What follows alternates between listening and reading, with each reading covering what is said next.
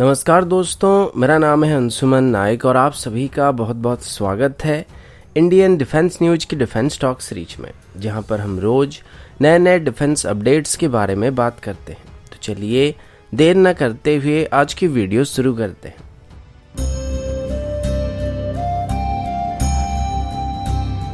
आज की पहली अपडेट S-400 सिस्टम को लेके है। 2-4 दिन पहले रशिया की federal service for military and technical cooperation के डायरेक्टर ने बताया था कि रशिया की तरफ से अभी भारत को S-400 सिस्टम को सप्लाई करना शुरू कर दिया गया है। उसके बाद ये अपडेट सामने भी आया था कि रशिया की तरफ से अभी भारत को S-400 सिस्टम को डिलीवर किया जा चुका है, लेकिन अभी भारत इनको ऑपरेशन नहीं करने वाला है और इसको फॉर्मली 2022 की जनवरी और फरवरी के बीच ऑपरेशन किया जाएगा। लेकिन तब तक ये पता नहीं चल रहा था कि रशिया की तरफ से अभी भारत को कितने S-400 सिस्टम को डिलीवर किया जा रहा है। आज इसको लेके कुछ फ्रेश अपडेट सामने आए, जिसमें ये बताया जा रहा है कि अभी रशिया की तरफ से दिसंबर तक भारत को S-400 सिस्टम की 2 रेजिमेंट को डिलीवर किया जाएगा। इसी बीच भारत की 2 अलग अलग टीम को भी रशिया भेजा गया है, जहां पर उनको S-400 सिस्टम को ऑपरेट करने के लिए ट्रेनिंग दिया जा रहा है, जो कि आगे चल के इन सिस्टम को भारत में ऑपरेट करने वाले हैं।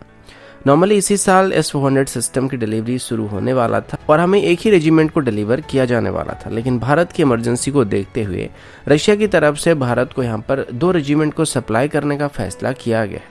और एडवांस में हमको एक रेजिमेंट को डिलीवर किया जा रहा है। अभी भारत इन सिस्टम को चाइना को काउंटर करने के लिए डिप्लॉय करने वाला है। अब S-400 सिस्टम के आने के बाद चाइना की तरफ से कोई भी एरियल एक्टिविटी करने से पहले 100 बार सोचा जाने वाला है, क्योंकि एक तो पहले से ही हाइट की वजह से चाइनीज एयरफोर्स इंडियन एयरफोर्स के मुकाबले वीकर साइड में था और चाइना के 5 से 6 एयरवेज को काउंटर करने के लिए भारत के पास 25 एयरवेज तैयार थे और इस वजह से इंडियन एयरफोर्स अपनी मैक्सिमम पोटेंशियल को इस्तेमाल कर सका था। लेकिन अभी S-400 सिस्टम को डिप्लॉय करने के बाद इंडियन एयरफोर्स के फाइटर जेट को कंप्लीट शील्ड मिलने वाला है, जिसके आड़ में रहकर वो चाइनीज एयरफोर्स के फाइटर जेट के साथ आसानी से एंगेज हो सकता है और चाइना के जो फाइटर जेट है वो अभी इतनी आसानी से इंडियन एयरस्पेस में घुसपैठ नहीं कर पाएंगे। अगला अपडेट लाइट कॉम्बैट हेलीकॉप्टर को लेके है। जैसे कि कल मैंने आप सभी को बताया था कि कल ऑफिशियली पीएम नरेंद्र मोदी जी के द्वारा लाइट कॉम्बैट हेलीकॉप्टर को इंडियन एयरफोर्स को हैंडओवर किया गया था। अब ये LCH के लिमिटेड स्टेज प्रोडक्शन यूनिट था, जिनको HAL की तरफ से अपने इंटरनल फंडिंग का इस्तेमाल करके अभी बनाया जा रहा और अभी ऐसे 15 लाइट कॉम्बैट हेलीकॉप्टर के लिए ऑर्डर को किया गया था, जिसमें से इंडियन एयरफोर्स 10 और आर्मी 5 हेलीकॉप्टर को ऑपरेट करने वाली है। आगे चल के इसकी कम से कम 170 यूनिट को खरीदा जाने वाला है, लेकिन अभी जब HAL की तरफ से हेलीकॉप्टर को इंडियन एयरफोर्स को डिलीवर करना शुरू किया जा चुका है, इसके बावजूद भी जो ऑफिशियल डील था उसको साइन नहीं किया गया है और ऐसे ही डिले होने की वजह से LCH प्रोग्राम के ऊपर इसका बुरा असर पड़ सकता है। अब हालांकि HAL अभी अपनी इंटरनल फंडिंग को यूज करके इनको बना रहा है, लेकिन अगर उनको जल्दी रिफंड नहीं किया जाता है तो वो अपने दम पर कितने हेलीकॉप्टर को बनाकर इंडियन एयरफोर्स को डिलीवर कर पाएंगे, आप सोच सकते हैं। लेकिन अच्छी बात यह कि इसी साल के अंत तक HAL को लाइट कॉम्बैट हेलीकॉप्टर की लार्ज स्केल ऑर्डर मिलने की उम्मीद किया जा रहा है और 2022 की मार्च से पहले HAL को light utility helicopter light combat helicopter की ऑर्डर मिलने की उम्मीद किया जा रहा है। अभी मैंने देखा है कुछ साइट पर हमारे अटैक हेलीकॉप्टर को टूथलेस बताकर कोट किया जा रहा है, क्योंकि अभी तक LCH में या रुद्र जैसे हेलीकॉप्टर में एंटी टैंक गाइडेड मिसाइल को इक्विप नहीं किया गया। इसको आप कुछ हद तक लिमिटेशन भी कह सकते हैं, लेकिन फिलहाल DRDO की तरफ से हेलिना मिसाइल को डेवलप किया जा चुका है, जिसकी ट्रायल भी रुद्र हेलीकॉप्टर से सफलता के साथ किया जा चुका है और इसकी मास प्रोडक्शन के साथ ही हमारे हेलीकॉप्टर की फ्लीट की एंटी-एमए कैपेबिलिटी काफी हद तक बेहतर होने वाला है। इसी के साथ ही HAL की तरफ से भी बताया गया कि वो कॉन्स्टेंटली लाइट कॉम्बैट हेलीकॉप्टर को अपग्रेड भी कर रहे हैं और वक्त के साथ साथ इनको अपडेट किया जा रहा है, जिसमें टाइम टू टाइम इसके electronic warfare system, infrared countermeasure system, air to ground missile data link system, anti radiation weapon और NBC प्रोडक्शन सिस्टम को अपडेट किया जा रहा है। अभी HAL की तरफ से बताया गया कि अभी और 3 लाइट कॉम्बैट हेलीकॉप्टर अभी डिलीवरी के लिए तैयार हो चुके हैं और आगे चल के HAL कम से कम 150 लाइट कॉम्बैट हेलीकॉप्टर की ऑर्डर मिलने की उम्मीद कर रहा है, जिनको HAL 5 साल के अंदर ही डिलीवर करने वाला है और अभी साल में कम से कम 30 लाइट कॉम्बैट हेलीकॉप्टर को मैन्युफैक्चर करने का प्लान भी किया गया है।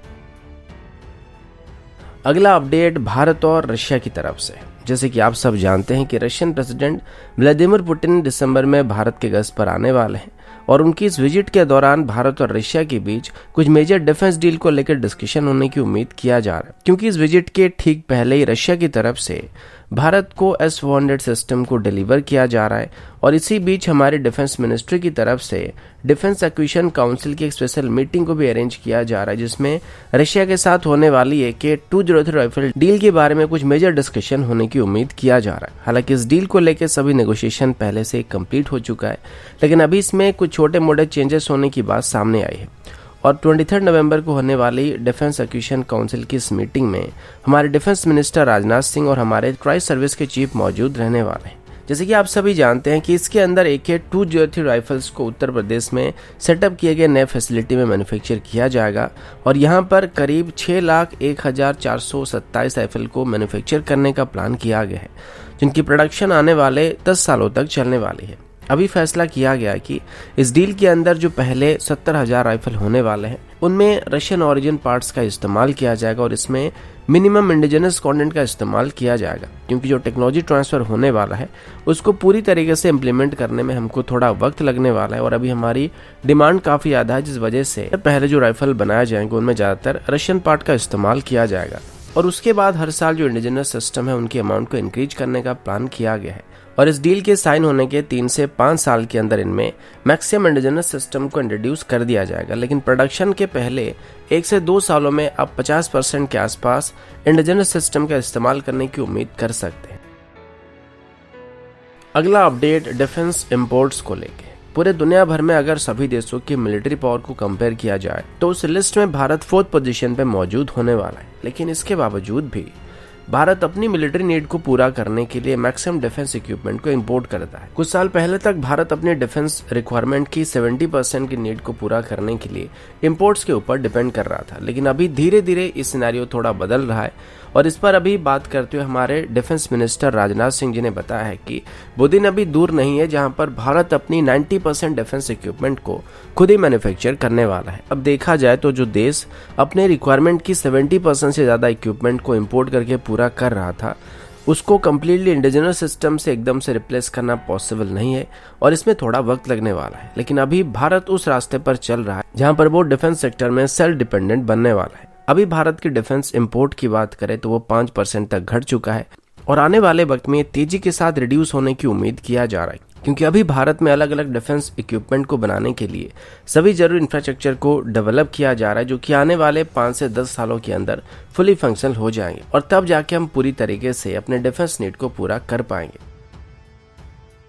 अगला अपडेट यूएस को लेके। आप सब जानते हैं कि इंडियन एयरफोर्स की बात करें तो इंडियन एयरफोर्स में मैक्सिमम एयरक्राफ्ट रशियन ओरिजिन हैं और साथ ही भारत इनके साथ इजरायली ओरिजिन और रिसेंट पास्ट में फ्रेंच ओरिजिन एवियोनिक्स और इक्विपमेंट का इस्तेमाल कर रहा है। लेकिन जब से भारत की तरफ से MMRC टेंडर को फ्लोट किया गया है तब से यूएस की तरफ से इस डील को हासिल करने की भरपूर कोशिश किया जा रहा है। पहले यूएस की तरफ से 2 एयरक्राफ्ट को ऑफर किया गया था, फिर F-15 को भी ऑफर कर दिया गया और अभी लॉकहीड मार्टिन की तरफ से अपनी F-21 को भारत के MMRC टेंडर में पुश करने की जबरदस्त लॉबी किया जा रहा है। यहाँ तक कि लॉकहीड मार्टिन अपने कई डिफेंस इक्विपमेंट को अभी भारत में मैन्युफैक्चर करना स्टार्ट कर चुका है और हाल ही में ही लॉकहीड मार्टिन की तरफ से अपनी लीजियन ES IRST सिस्टम की भी कुछ कंपोनेंट को भारत में बनाना शुरू करना चाहता है और इसके लिए भी यूएस गवर्नमेंट से परमिशन मिलने का इंतजार किया जा रहा है। अब इंडियन एयरफोर्स मेनली अपनी सभी एयरक्राफ्ट में Israeli company Rafale advance system की लाइटनिंग 4 टारगेटिंग पॉड का इस्तेमाल कर रहा है, जो कि डेंस एरिया में भी टारगेट को सही तरीके से आइडेंटिफाई कर सकता है।